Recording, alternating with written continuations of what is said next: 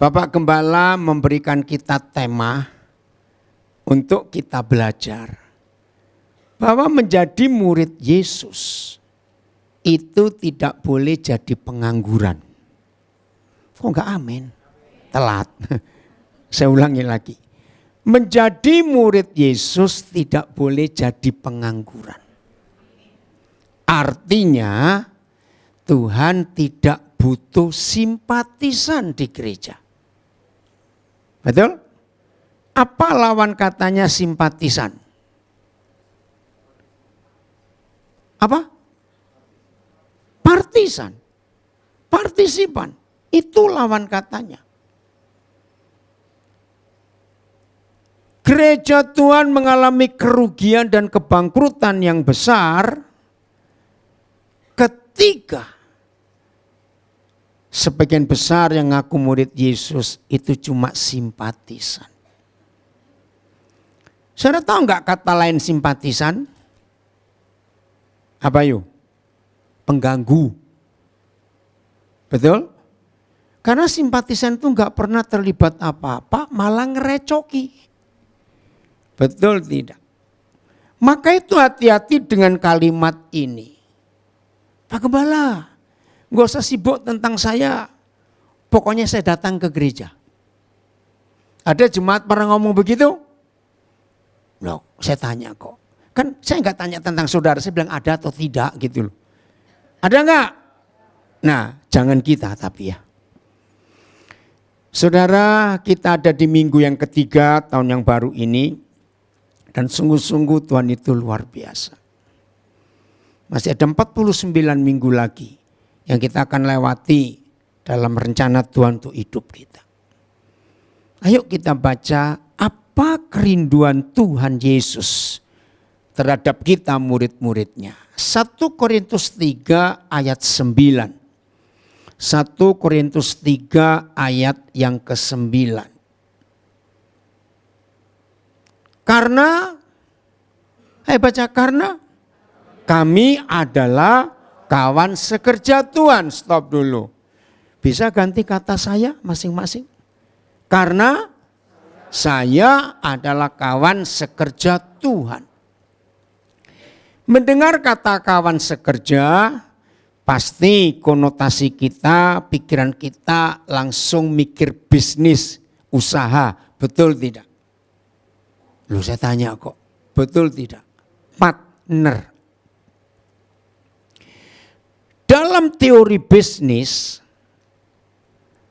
disebut partner itu sejajar atau ada perbedaan tingkatan? Sejajar. Saudara, saya harap saudara menyadari konsep ini. Berarti menurut firman ini, kita ini posisinya lebih rendah atau sejajar dengan Tuhan Yesus? Sejajar. Lanjut.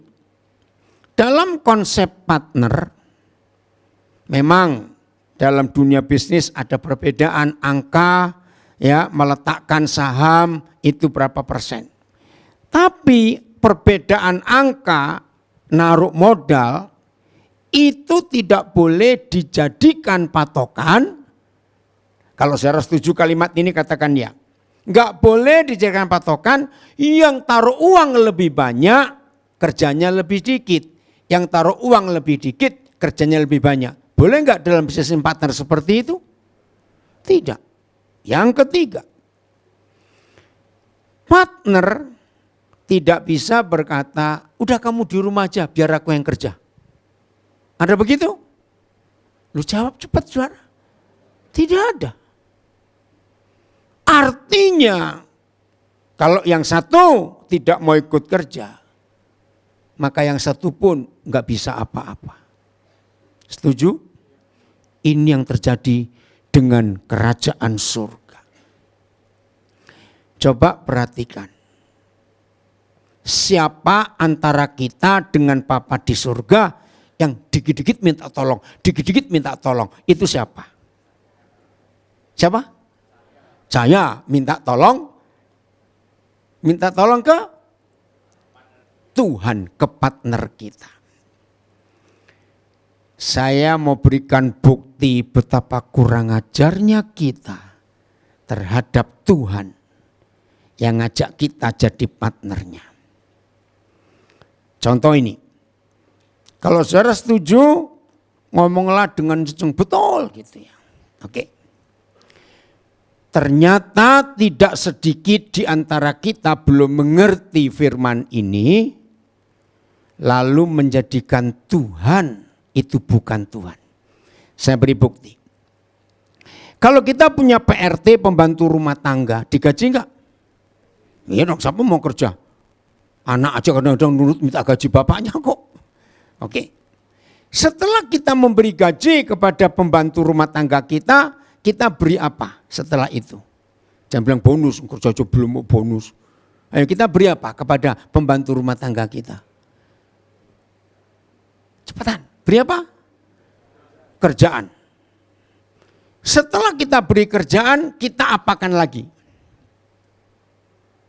Apa? Ayolah ngomong saudara. Masa saudara gak kenal saya sesuai bolak-balik ke sini kok? Ini cara saya ngajar. Kalau sudah kita beri kerjaan, kita apakan lagi? Kasih makan. Udahlah pasti itu bukan itu yang saya maksud. Apa? Enggak dengar saya. Setelah kita kasih kerjaan, kita ngapain? Gaji. Sudah gaji dari tadi gaji lagi. Sudah gaji, kasih kerjaan, setelah itu cek. Kerjanya benar atau tidak. Kalau ketahuan kerja tidak benar, kita ngapain? Apa? Jangan suruh pulang lah kejam sekali. Ayo, suruh apa? Kalau cek kerjanya gak benar, omelin paling tidak. Kenapa kita berhak ngomelin dia? Balik lagi. Karena sudah digaji. Suatu hari saudara, tahun 70 berapa saya lupa. Ternyata Tuhan bicara kepada saya tentang ini. Saya kaget. Jujur, tidak sedikit yang mengaku Kristen dan murid Yesus. Karena mentang-mentang sudah rajin memberi perpuluhan dan memberi persembahan.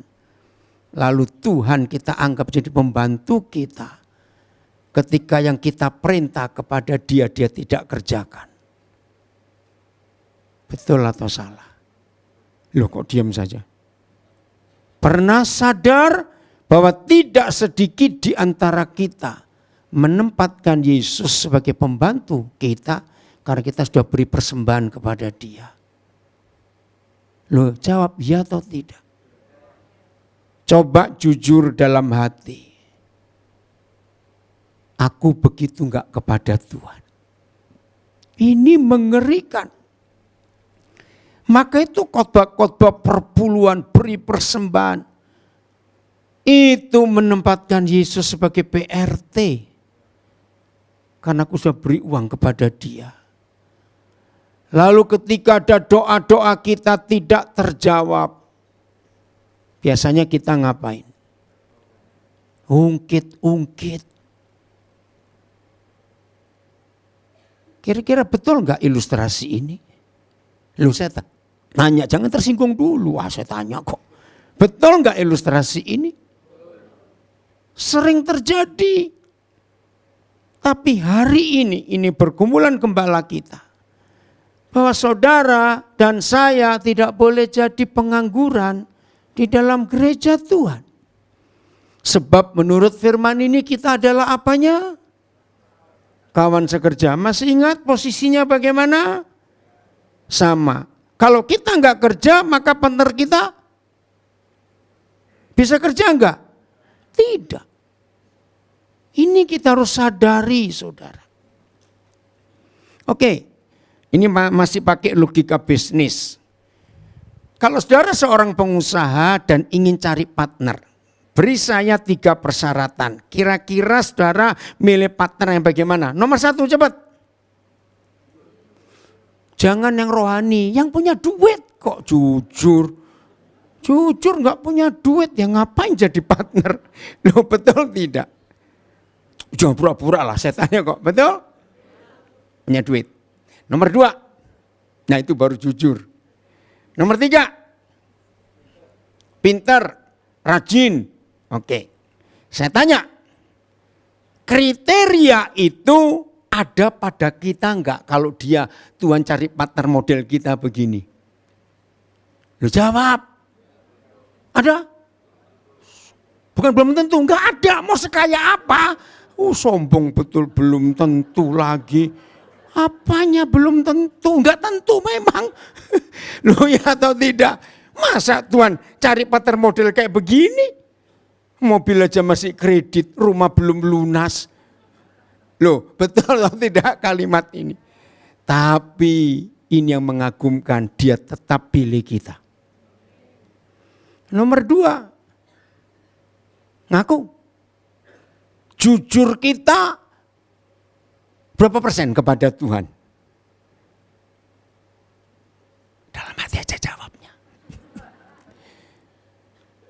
Ini ada berapa anak-anak saya, mereka jadi saksi.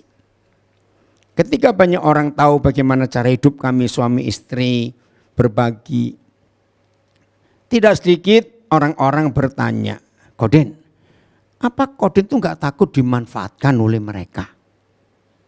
Wajar nggak kalau teman-teman tanya seperti itu? Wajar. Jawaban saya begini. Nah sekarang saya ingin tanya kepada saudara juga jawabnya. Pada orang itu ya, kamu pernah manfaatkan Tuhan nggak? Kalau saudara jawab, saya tanya gitu. Loh, nah itu berarti impas bukan? Ya sudah. Amin. Kita aja sering manfaatkan Tuhan. Loh betul atau tidak? Di sini kita belajar syarat kedua. Kita ini lebih banyak enggak jujurnya loh saudara. Loh enggak amin, yang kenceng gitu loh. Nah, orang jujur diberkati Tuhan. Nomor 3. Model kita ini rajin atau cenderung malas? Nah itu dia. Ternyata kriteria yang kita pakai untuk cari partner bisnis enggak masuk hitungan Tuhan semua. Tapi toh dia cepetan milik kita. Dan sudah model begini, berlagu lagi. Sering kita berlagu dengan Tuhan, sombong. Kena satu virus yang mata enggak lihat, sudah kejang-kejang kita ini. Loh betul atau tidak? Mau sombong apa? Hargai saudara. Partner loh. Wahyu 14 ayat 1. Nanti kalau sempat kita kembali ke ayat 9 ini. Wahyu 14 ayat 1. Ini betul-betul luar biasa. Maka itu setelah kita selesai mendengar firman ini, enggak boleh ada yang pemalas di antara kita. Amin. Saya punya konsep begini, walaupun sudah pensiun, jangan nganggur tahu. Oh enggak amin lagi. Tahu orang pensiun yang nganggur cepat mati. Betul tidak? Karena tidak ada aktivitas. Otaknya mampet, enggak kerja lagi. Terus otot-otot badannya enggak ada kekuatan. Maka itu walaupun sudah pensiun, jangan nganggur. Tuhan masih butuh pensiunan juga. Amin. Nah, lihat ini. Dan aku melihat sesungguhnya anak domba. Siapa dia? Tuhan Yesus. Ngapain? Berdiri di Bukit Sion. Bukit Sion itu istana raja. Dan bersama-sama dengan dia. Itu kita. Saudara, ini satu-satunya ayat dalam seluruh Alkitab. Hebat loh. Satu-satunya ayat dalam seluruh Alkitab yang memberitahu kita bahwa suatu hari nanti kita tidak berdiri di hadapan anak domba, tapi berdiri bersama-sama. Saya tanya, apa bedanya berdiri di hadapan dan berdiri bersama-sama? Ayo, kayak orang belum sarapan aja enggak jawab, lambat. Apa bedanya posisi berdiri di hadapan dan berdiri bersama-sama? Ayo jawab. Sejajar. Pertama kali Roh Kudus mewahyukan ayat ini, saya menangis. Saya bisa pegang dada saya, siapa saya? Disejajarkan dengan anak domba. Amin. Kalau pakai istilah orang Surabaya, ngaca dulu lu. Gitu. Artinya apa ngaca dulu itu?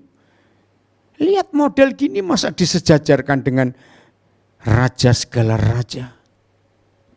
Sekarang saudara tahu posisi kita apa? Sejajar. Nggak main-main. Kita baru masuk ke hari yang ke-19. Saya bersyukur sejak 2 Januari yang lalu. Tuhan memberi saya sebuah ide, saya juga heran. Tanggal 1 saya belum nulis, tapi tanggal 2 tiba-tiba Roh Kudus bilang, Dan kamu mulai tiap pagi buat kata-kata pendek. Kata-kata pendek gimana Bapak? Diberi judul menikmati hari kedua. Nah hari ini menikmati hari ke-19. Sampai hari yang ke-5 salah seorang anak saya bilang, "Pak, kalau cuma tulisan kok kurang bagus. Terus kamu mau apa?" Saya berikan background ya. Nah maka itu mulai hari ke-7, hari ke-6 sudah mulai ada background. Nah anak ini selalu nunggu saya sebelum jam 12 malam karena hari yang baru. Biasanya saya duluan atau dia tanya duluan. Nah yang hari ini Tuhan beri saya hikmat. Satu-satunya ukuran bahwa kita sudah sehati sinkron berjalan bersama Tuhan itu ngeceknya. Mana kita merasakan kebahagiaan sukacita yang melimpah waktu menerima atau waktu memberi. Jangan jawab, diam saja. Wah tadi pagi saya bangun, sosial media saya reaksinya luar biasa.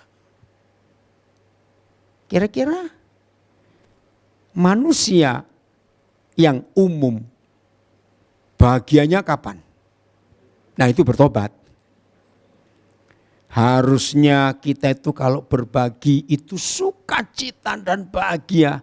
Berarti kita sudah sehati sejalan dengan Tuhan. Nah orang pelit kejat-kejat dengar kalimat ini. Betul? Kejang-kejang dia. Saudara, sampai ada yang tanya tadi pagi. Koden kok bisa mengeluarkan pikiran seperti itu? Kan Koden itu sibuk. Saya jawab, buat saya enggak susah menemukan kata-kata itu karena saya melakukan dulu. Ngerti? Ini luar biasa. Maka itu kalau saya ingin tahu apa yang Tuhan suruh saya tulis setiap hari, saudara bisa lihat sosial media saya. Di Facebook, Instagram saya. Dan itu sungguh luar biasa. Jadi saya ulangi lagi. Karena kita ini partnernya Tuhan. Berarti tanpa kita Tuhan gak bisa buat apa-apa. Dan kita diajak berdiri bersama-sama. Bukan di hadapan. Lukas 12 ayat 32. Lukas 12 ayat 32. Ini dahsyat sekali. Aduh, kadang-kadang saya sulit mengerti. Kok bisa-bisanya? Lukas, itu Lukas 2 itu, 12. Oke. Ayo cepat. Ini timernya jalan terus. Pak Gembala, kok sudah tinggal 19 menit? Apa enggak salah? Saya baru ngomong berapa menit ini. Jamnya salah itu. Saya bilang mati kamu timer. Oke. Bukan, Lukas 12 ayat 32. Saya ngomong apa sih? Kok yang maaf. Cepat. Nah ini dia. Janganlah takut. Berarti kita, kalau toh ngomong janganlah takut, berarti kita sedang apa? Ya sudah ngaku lah, sombong betul, takut enggak mau ngaku. Janganlah takut. Ketika kita sedang ketakutan dalam hidup, menghadapi apa saja. Saya tuh heran loh saudara, lihat manusia zaman sekarang. Apalagi yang namanya Instagram. Wih, setiap hari itu kita bisa dicekokin berapa konten tentang ini, tentang itu, betul tidak? Loh saya tanya iya atau tidak? Coba lakukan semua, bengkok kamu. Loh betul enggak? Di Instagram itu aduh macam-macam penjelasannya. Ingat zaman COVID dulu. Setiap hari viral, minum ramuan ini, minum ramuan itu. Sampai ada yang stres, kok aku jadi kayak bumbu rica-rica? Karena semua bahan dapur dikonsumsi. Loh pernah ingat gak itu saudara? Sampai bingung sendiri. Nah itu bukti bahwa kita ini terlalu termakan oleh sosial media. Betul atau tidak? Nah seharusnya kita termakan oleh apa kata Tuhan. Amin. Bukan apa kata orang, apa kata Tuhan. Janganlah takut. Memang sejak COVID itu orang mendengar kata flu sudah takut sendiri. Yang terdekat apa? MPF apa? Apa? A? Ya pokoknya begitulah sudah. Saya nggak tahu juga. Saya nggak mau mengapalin pusing. Wih sudah takut. Orang sudah ketakutan. Saudara nggak usah takut. Apa jaminan Papa terhadap kita dilarang takut? Baca. Hai siapa? Kawanan kecil minoritas. Apa jaminannya? Karena Bapakku, bilang bapakmu lagi, bapakmu bapak orang lain.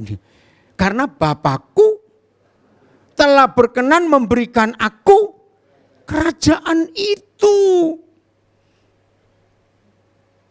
Saudara ternyata apa yang Yesus katakan ini, kita enggak seserius nanggapi apa yang Instagram katakan. Setuju saya ngomong ini? Karena kalau Instagram ngomong apa, kita langsung viralkan. Kirim ke teman ini, kirim ke teman itu. Wah itu ketahuan tuh. Harusnya kita viralkan firman dong. Amin. Ini yang Papa janjikan. Dia beri kita kerajaannya. Tadi malam sambil saya nunggu beberapa anak saya kontak, istri saya lagi nonton Kompas TV. Ternyata itu pertama kali, istri saya itu orang Cirebon.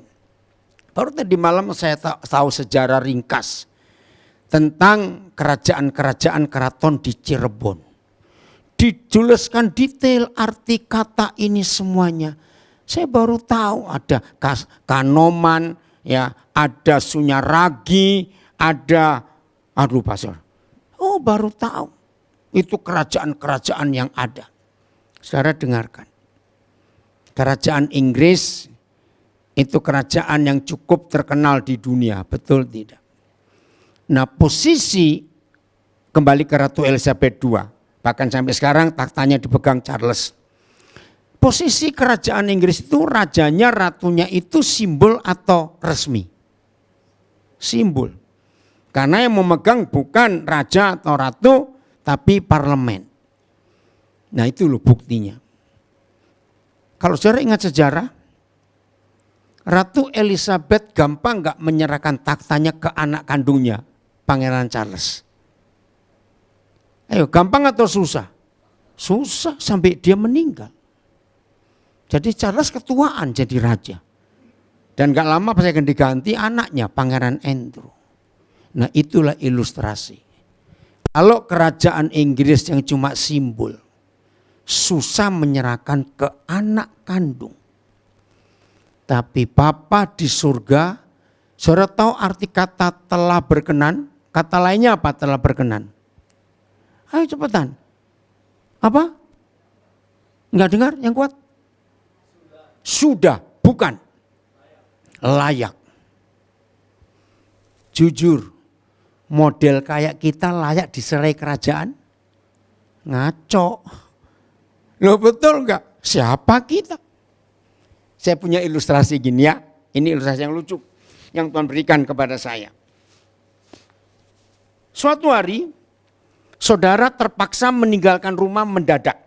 Ini ilustrasi. Dan tidak ada yang diserai kunci. Tapi satu-satunya orang yang bisa saudara serai kunci mendadak itu tetangga saudara yang mantan maling. Loh tunggu dulu, kok tertawa dulu sih belum selesai ngomong. Tapi dia itu enggak maling lagi setelah 25 tahun jadi tetangga saudara. Berarti sudah aman enggak? Ayo coba jawab, aman enggak? 25 tahun enggak urusan polisi lagi. Pertanyaannya, layak saudara serai titipin kunci rumah? Sombong kali. Kenapa enggak layak? Loh, mantan maling. Jujur, bukankah kita mantan maling semua? Loh kok enggak ngaku? Jangan-jangan sampai sekarang masih jadi maling, enggak ada yang tahu. Tapi Bapa di surga rela. Jujur loh. Kalau Bapa di surga model kita, mikir enggak nyerahkan kerajaannya ke model kita? Cepetanlah saudara. Enggak main-main loh. Nangis saya waktu dia memberikan ilustrasi ini. Berarti buat Papa di surga kita ini dianggap apa? Layak untuk ngatur kerajaan. Aduh, seharusnya saudara, oh ya gitu. Aish. Loh betul nggak dikasih kerajaan loh saudara? Betul? Harusnya wow. Lukas 22 ayat 29. Terima kasih Bapak. Kita kan menemukan hal yang sama di 1 Korintus 3 ayat 9 dan Wahyu 14 ayat 1 di Lukas 22 ayat 29. Dan siapa? Ya sudah tahu itu aku, karena saya buta huruf. Dan akunya itu siapa sih?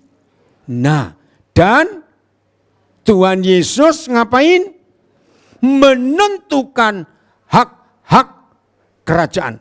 Stop. Beri saya dua kata lain. Apa kata lain hak-hak kerajaan? Ayo cepat.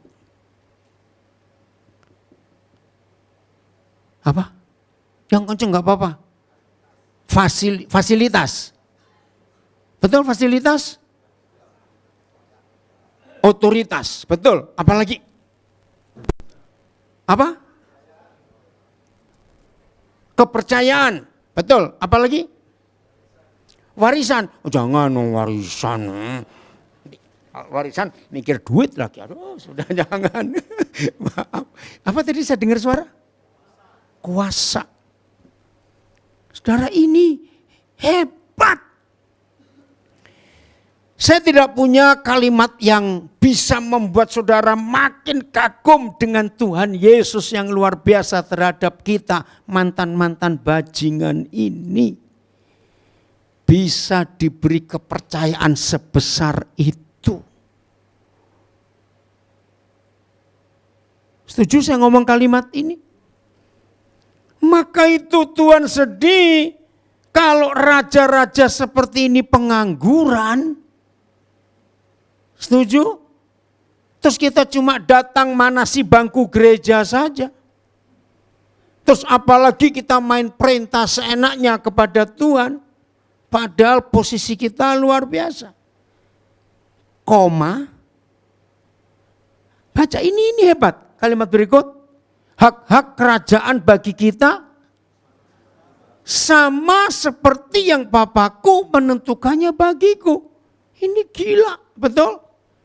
Berarti otoritas kuasa yang kita terima sebesar apa? Sama seperti, ada masalah? Oh, Facebooknya mati. Sebentar ya. Kenapa itu Facebooknya mati? Bentar. Oh. Udah ada internet tadi. Padahal itu ada ya. Oh, sayang putus. Maaf. Kenapa ya bisa mati?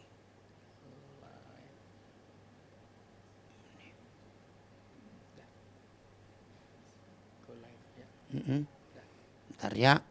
Aduh, Facebooknya maaf. Nanti di relay lagi. Udah jalan, Jo? Udah? Maaf Facebook, nanti di relay ya. Nah, saudara itu enggak main-main loh. Coba bayangkan sebentar, kira-kira otoritas hak-hak kerajaan yang Papa berikan kepada Yesus, coba bayangkan sebesar apa itu. Nah, kalau saudara bisa menggambarkan sehebat itu, lalu aplikasikan apa yang muncul di benak saudara tentang otoritas Tuhan Yesus yang dapat dari Bapa di surga, dan itu dia tentukan bagi kita juga. Dahsyat enggak ini? Loh, saya tanya, cepat jawab, dahsyat enggak? Kiranya hari ini semua kita tersadarkan bahwa menjadi Kristen, menjadi anak-anak Bapa di surga, menjadi murid-murid Yesus, satu, tidak murahan. Amin. Setelah tidak murahan, kita ini punya kualitas yang luar biasa. Nomor 3, saudara dan saya sebagai gerejanya diberi posisi yang sama dengan Tuhan Yesus sendiri.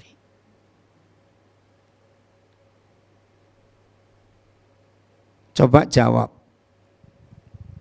Ternyata satu-satunya hal yang bisa mengalahkan hak-hak kerajaan yang Papa tentukan kepada Yesus dan yang bisa merusak hak-hak kerajaan dalam hidup kita cuma ada satu. Kalau saudara setuju katakan ya, uang. Betul? Ternyata uang bisa mengganti. Dan artinya kita bisa menukarkan hak-hak kerajaan itu dengan sejumlah uang. Betul atau salah? Maka itu kita periksa hati kita. Dan ingat loh Matius 6 ayat 24. Tuhan Yesus yang mengatakan, coba buka Matius 6 24. Gak main-main ini saudara. Maka itu kalau saudara masih sibuk menempatkan uang di atas Tuhan Yesus, hari ini kita bertobat. Tak seorang pun dapat mengabdi kepada dua bos. Oke? Karena jika demikian, ia akan membenci yang seorang dan mengasihi yang lain, atau ia akan setia kepada yang seorang dan tidak mengindahkan yang lain. Saudara dan saya tidak dapat mengabdi, melayani kepada Tuhan dan kepada uang. Saudara perhatikan, Tuhan Yesus itu satu-satunya pribadi di seluruh jagat raya ini yang menyebutkan uang itu bukan benda. Baca, seorang. Kalau saya pakai bahasa Inggris gampang. Money is not a thing, but a person. Jadi uang itu pribadi, saudara. Tahu nggak arti kata uang itu pribadi? Artinya? Loh, masa nggak ngerti? Pribadi loh, bukan benda. Berkuasa. Uang itu punya otoritas. Saya berikan bukti ya, umum saja. Betul atau salah kalimat ini, bahwa uang bisa menyelesaikan masalah apa saja? Secara umum loh, jawab iya atau tidak? Padahal salah. Kalau uang bisa menyelesaikan masalah apa saja, orang kaya nggak pernah punya masalah. Padahal, ayo jujur, orang pas-pasan atau orang kaya yang masalahnya lebih banyak? Iya. Yang pas-pasan tuh paling sehat, makan aja mikir. Kok enggak amin? Yang kaya kelihatan apa jemplok gitu tahu. Karena bisa beli. Ini hal yang ngeri. Jadi kalau saudara sampai hari ini masih berkata, ini kok saya lihat pada kedinginan loh. Yang nyetel AC siapa ya? Kasihan ini pada kedinginan. Nanti enggak bisa konsentrasi dengan khotbah ini. Pak Gembala diapain ini? Tolong AC-nya itu kasihan tuh kedinginan semua. Goyang terus dari tadi. Oke ya, saya ulangi. Jadi yang berkata uang itu bisa menyelesaikan segala masalah, setelah dengar fakta ini, salah atau benar? Lu jawab salah atau benar? Salah. Karena terbukti orang kaya lebih banyak masalahnya daripada yang pas-pasan. Hebatnya firman Tuhan dan ini ayatnya. Maka itu jujur saudara-saudari, uang ada di mana? Cuma ada satu di antara dua posisi. Jangan taruh uang di kepala, tapi taruh uang di kaki. Jujur, gampang atau mudah? Ayo, mau pinter jawabnya. Susah atau mudah? Susah. Bertobat hari ini. Ayo kita tempatkan uang di kaki kita. Loh kok diam saja? Ya terserah saudara. Kalau saudara menempatkan uang di kepala, engkau dijajah oleh uang. Tapi kalau kita bisa menempatkan uang di telapak kaki kita bosnya uang. Jadi siapa menang, bos atau hamba?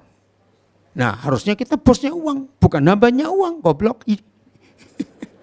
Harus berubah. Setuju ya? Ada mikrofon enggak? Pinjamkan satu ke Pak Jo supaya baca TSI-nya Jo. TSI-nya.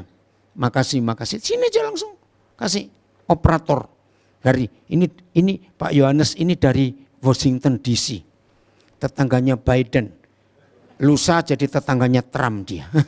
Betul dari Washington DC. Mau catat nomor teleponnya boleh. Baca TSI-nya. Oh belum. Kemana ini? Hostnya ini kok belum keluar. Matius 6 ayat 24. TSI-nya. Udah. Filipus kemana? Filipus bangun. Ih kok lama? Ada masalah? Apa? Oke, siapa bisa nayangkan Alkitab di situ? Kalau di sini multimedia ada yang sabda enggak? 6 ayat 24. Oh, dari tadi enggak ada berarti. Oh. Ya, TSI ya, dengarkan, baca ini. Ibaratnya begini, kalau seseorang mempunyai dua majikan, tidak mungkin dia melayani keduanya dengan baik. Nah, dia pasti akan mengasihi dan setia kepada majikan yang satu, tetapi membenci dan masa bodoh terhadap majikan yang lain. betul? Demikian juga, kamu tidak bisa menjadi hamba Allah, hamba Tuhan sekaligus hamba uang. Ini terjemahan sederhana Indonesia. Murid-murid Yesus tidak bisa menjadi hamba kepada dua pribadi, Tuhan dan uang. pasti kita akan lebih setia yang satu dan tidak setia pada yang lain.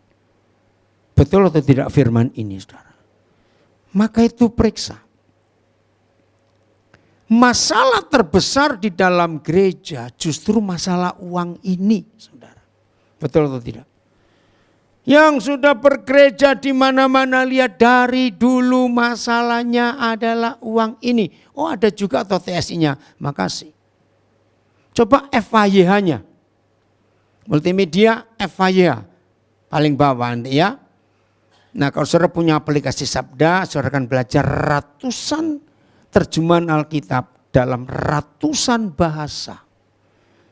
Di aplikasi Sabda ini untuk bahasa Indonesia saja saya pernah hitung ada 14 versi. Bahasa Mandarin ada sekian banyak versi. Bahasa Inggris wah lebih banyak lagi. Ada yang FYH?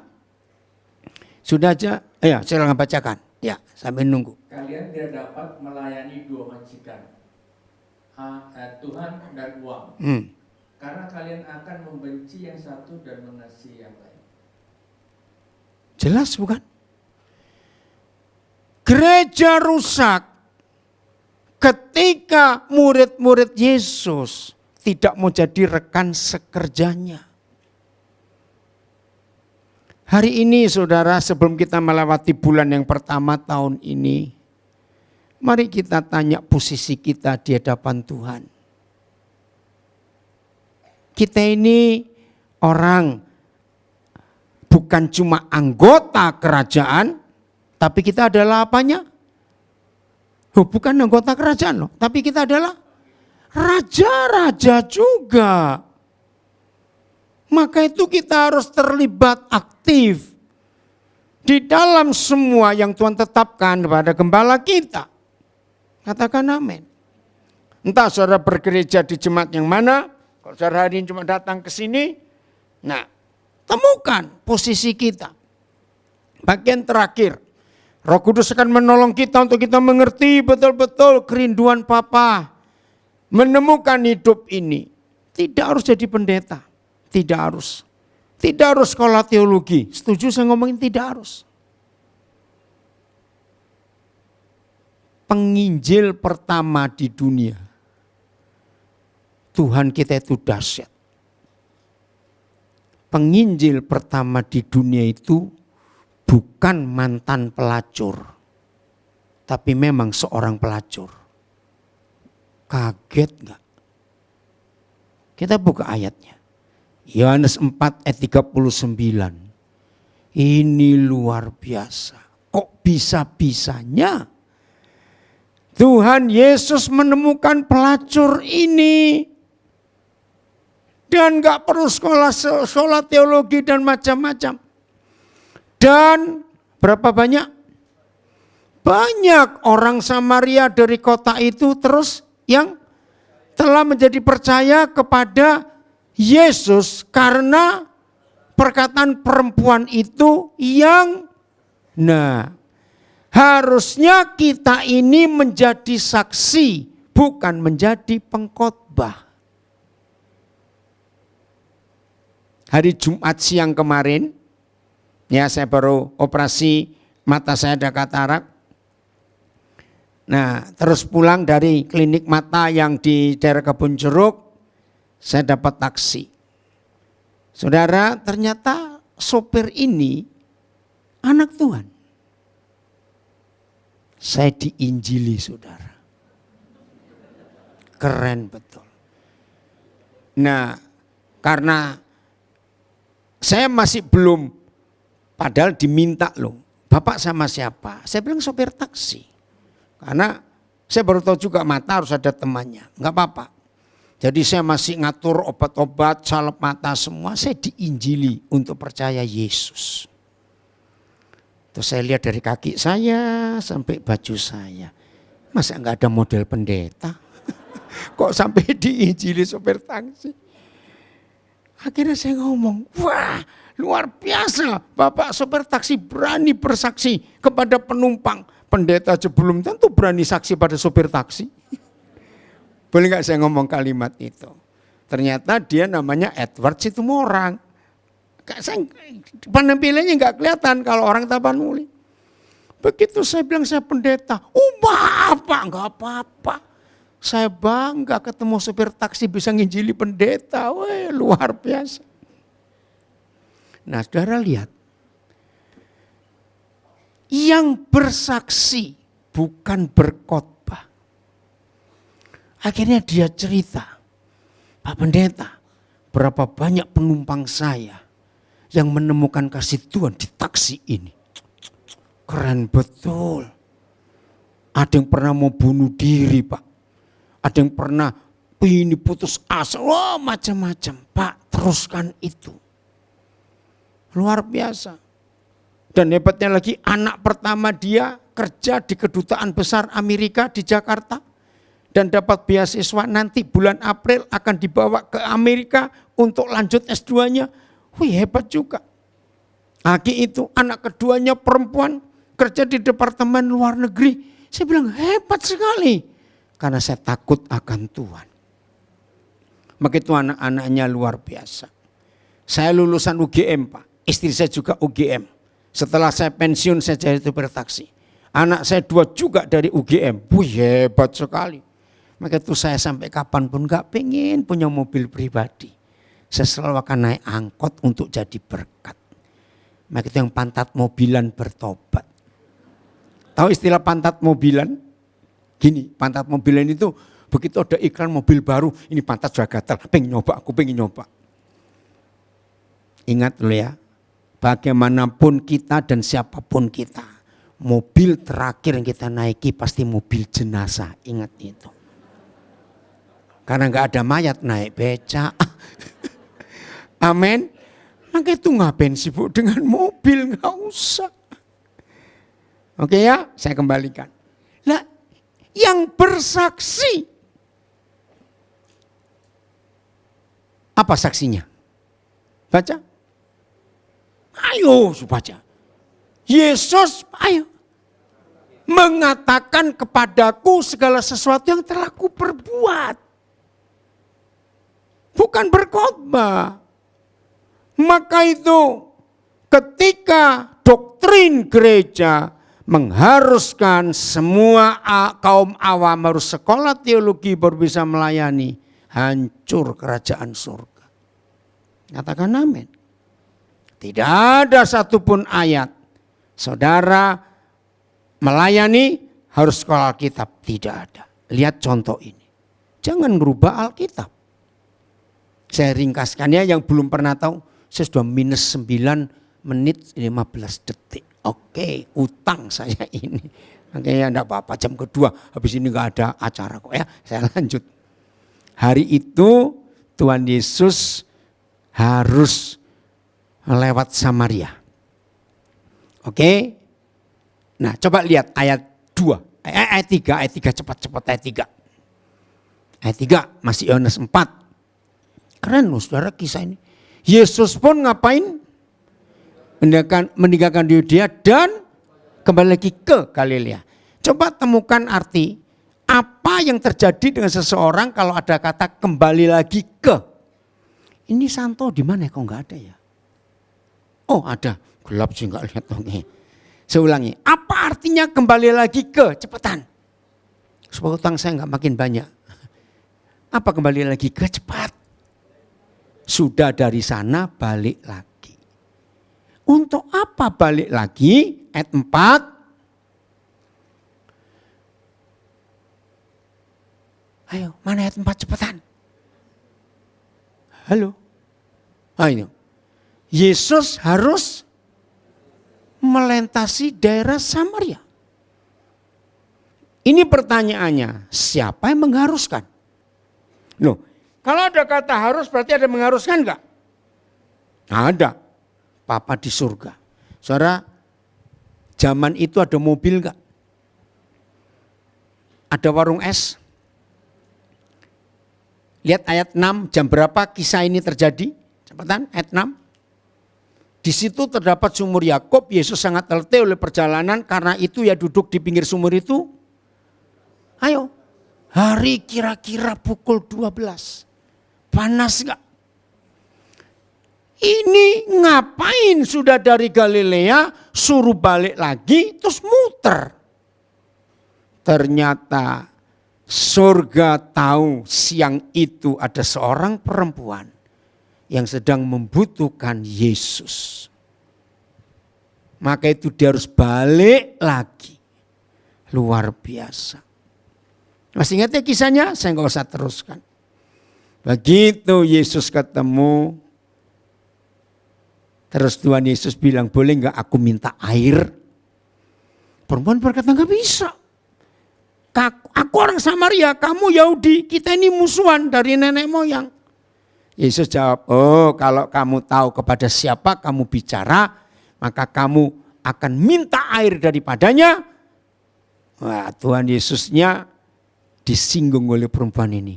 Tadi minta minum, sekarang nawari. Masih ingat ya kisah itu? Kalau kamu minum air sumur ini kamu akan haus lagi.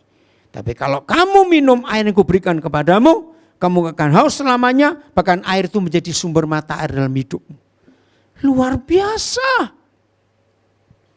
Kira-kira kalau saudara dapat tawaran itu mau enggak? Mau. Wih. Terus Yesus bilang, kalau kamu mau ada syaratnya. Panggil suamimu. Kaget perempuan ini. Aku enggak pernah punya suami. Betul katamu. Kamu memang tidak pernah punya suami. Tapi 5 laki-laki pernah kamu koleksi. Dan yang sekarang ada di rumahmu itu laki-laki ke-6. Ayo jawab. Apa profesinya? Kalau perempuan koleksi laki-laki. Jawablah. Pelacur.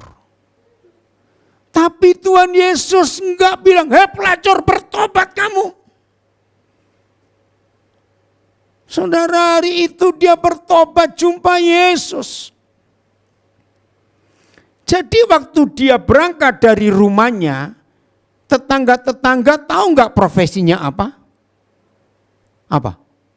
Pelacur. Dan waktu hidupnya berubah setelah jumpa Tuhan Yesus, dia balik ke kampungnya, di mata tetangga dia tetap pelacur walaupun sudah berubah, mereka tidak tahu. Maaf ya saudara, izinkan saya ngomong ini. Kalau kita tahu ada pelacur ngomong maaf, didengerin enggak? Maaf loh, cepat jawab. Enggak. Tapi firman menulis, tetangga-tetangganya mendengar dan percaya. Ngerti? Jadi mulai hari ini biarlah saudara dan saya berani dipakai Tuhan. Apalagi dengan ayat-ayat yang saya temukan tadi. 1 Korintus 3:9, ya Lukas 12, Lukas 22, Wahyu 14. Bahwa posisi kita itu sama dengan dia. Hak-hak kerajaan yang Tuhan beri kepada kita juga sama yang Yesus terima. Amin. Mau berbuat sesuatu untuk kerajaan surga? Mau terlibat dalam semua aktivitas kegiatan kita di sini? Loh saya tanya, harus. Supaya nggak ada pengangguran lagi di antara kita. Semua kita tahu posisi kita di mana.